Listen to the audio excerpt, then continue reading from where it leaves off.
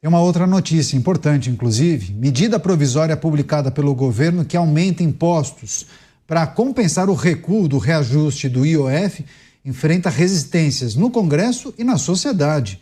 A equipe econômica do Planalto decidiu que a letra de crédito imobiliário e letras de crédito do agronegócio, investimentos que ajudam a financiar construção civil e agricultura, que hoje são isentos de impostos de renda, passarão a ter uma alíquota de 5%, gerando revolta de integrantes dos setores produtivos. Ou seja, o empréstimo para produtores e construtores deve ser dificultado, elevando assim o custo final do alimento ou de uma residência, de uma construção, por exemplo. Além disso, a nova tributação das letras de crédito são vistas por alguns economistas como um tiro no pé do governo, já que esses títulos normalmente oferecem taxas mais baixas do que outros produtos financeiros já tributados, justamente porque o benefício fiscal é parte do atrativo, as pessoas buscam isso. Ou seja, a arrecadação esperada pelo Planalto pode cair e cair muito. E muitos investidores vão falar, olha, não vale mais a pena eu, por exemplo, colocar o meu dinheiro no LCA e no LCI, não é mais tão vantajoso. E ele vai atrás de uma outra alternativa. Então, as projeções de muitos economistas é que o preço da comida e da construção civil pode aumentar. Trazer o Roberto Mota para abrir esse giro, notícia que ganhou os principais portais, eu vejo muitos analistas fazendo projeções e as críticas reiteradas de pessoas do mercado em relação a esse pacote apresentado pelo governo. Mota. Esse pessoal do mercado, coitadinhos, não sabem de nada, não conseguiram prever nada, estão eternamente surpresos. Cariato, eu não sei se a gente está vivendo dentro de uma distopia ou de uma comédia.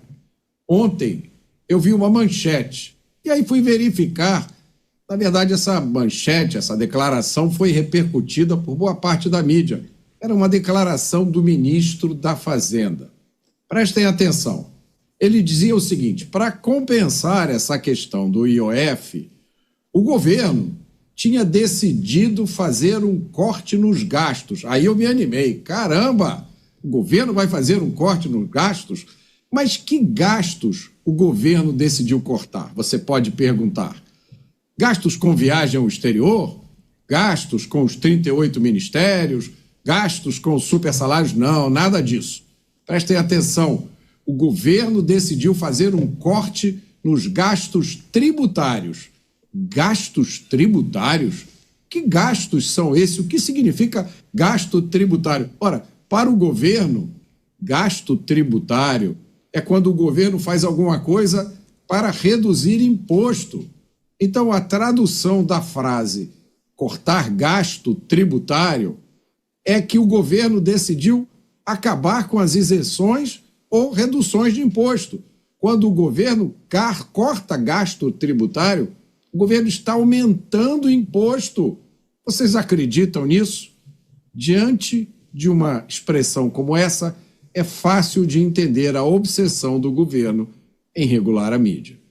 É isso, o novo pacote de medidas tributárias para compensar o orçamento deste ano e também dos próximos nessa atual administração. Você, Dávila, as projeções indicam que essas novas taxas devem encarecer principalmente produção agrícola e setor imobiliário, Dávila. E vai encarecer, Caniato. Primeiro o governo tentou aumentar o IOF, aí pegou muito mal no Congresso, na sociedade e no mercado. Aí ele resolveu trocar 6 por meia dúzia e descobriu uma outra forma de taxar o brasileiro. Taxar nós, brasileiros. O povo de país emergente que mais paga imposto no mundo. Sim, somos nós. Mas vamos explicar um pouquinho. A LCI é uma letra que ajuda a financiar o setor imobiliário com juro mais baixo. O que acontece? Quem comprava título da LCI pagava 0. Agora vai pagar 5%. Então, o crédito imobiliário vai ficar 5% mais caro. Só que o setor imobiliário é um dos maiores geradores de emprego e investimento. É um dos poucos setores que ainda continuam operando com um certo otimismo e ânimo. Então, agora, Ao aumentar essa taxação, diminui o crédito. Diminui o crédito, diminui o ritmo da construção civil, diminui contratação de emprego e vai ficar mais caro o imóvel. Você acha isso uma boa notícia? Lógico que não é. Segundo título, o LCA, que esse financia a atividade agrícola. Então, imagina, também imposto zero, agora vai pagar 5%. Isso é uma forma.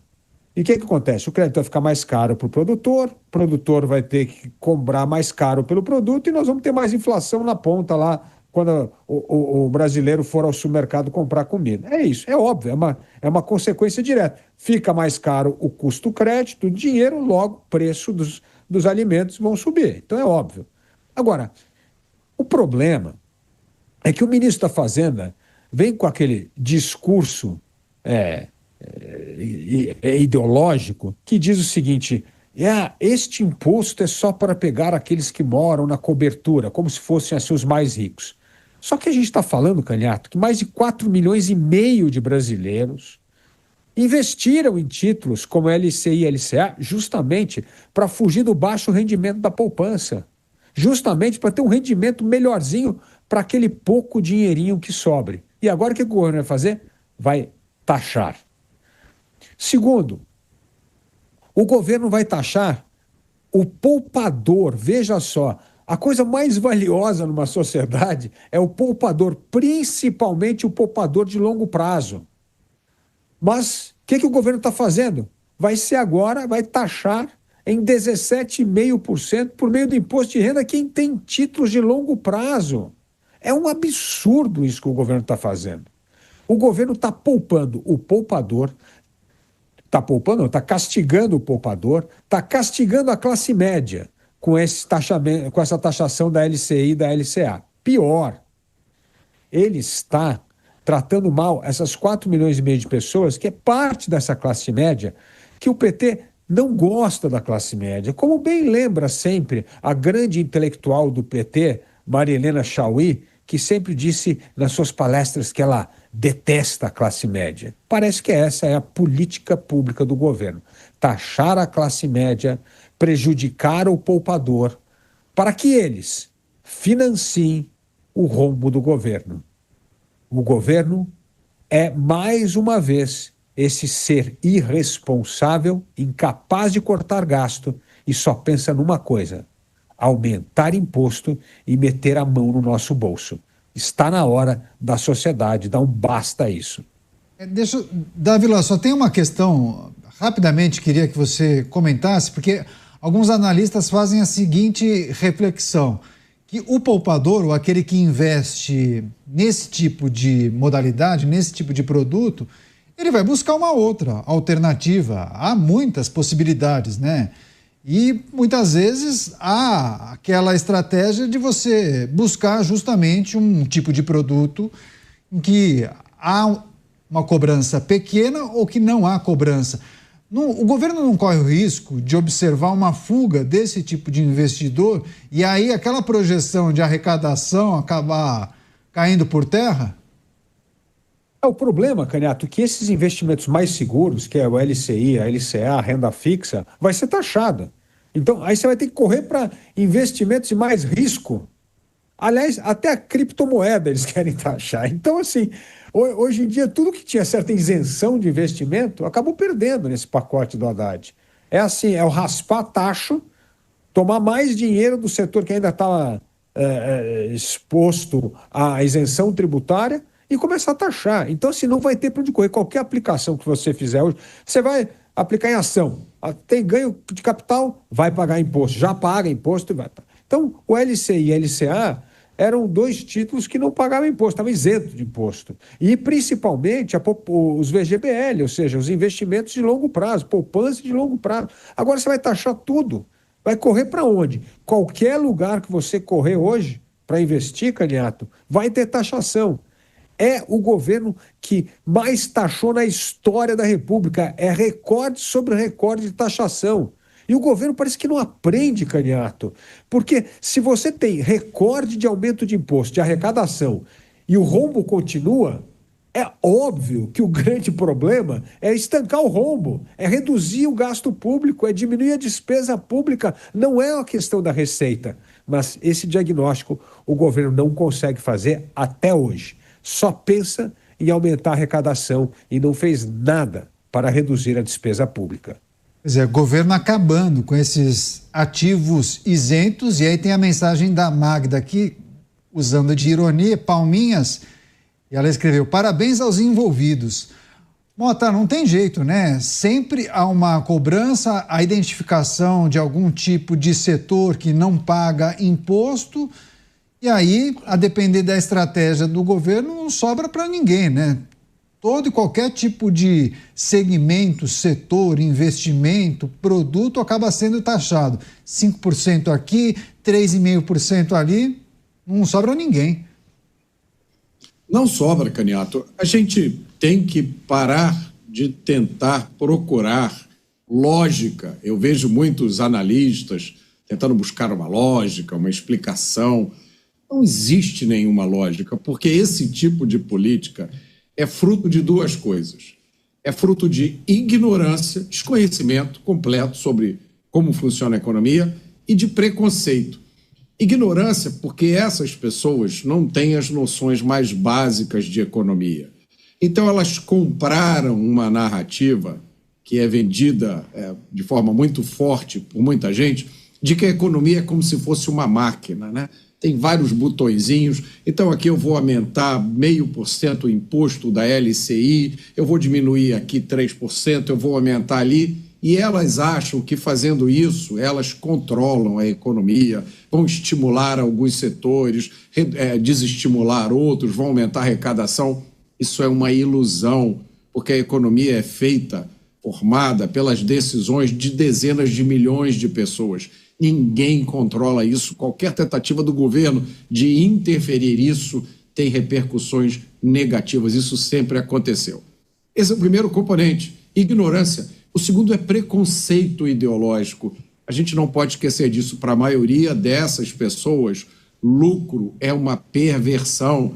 Elas olham para empresários bem-sucedidos e elas veem naquilo um crime. Crime não é traficar drogas, crime não é assaltar, o cara só está assaltando porque ele quer tomar uma cervejinha.